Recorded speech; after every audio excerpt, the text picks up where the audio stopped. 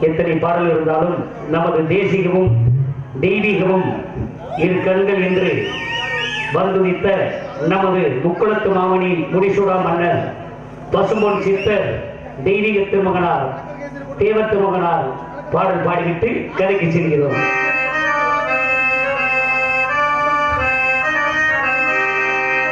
அரும்பெருத்த பசும்பொன்னிலே அமைந்த எங்கள் ஜோதியடி ஆன்மீக கடவுளடி தேவர் மகானாப்பனாடி மரபரடி அவரை தேடுகின்றேன் எங்கள் தென்னாட்டு மணிவிளக்கை காண கிடைக்கவில்லை நம் காவியத்தின் நாயகனே.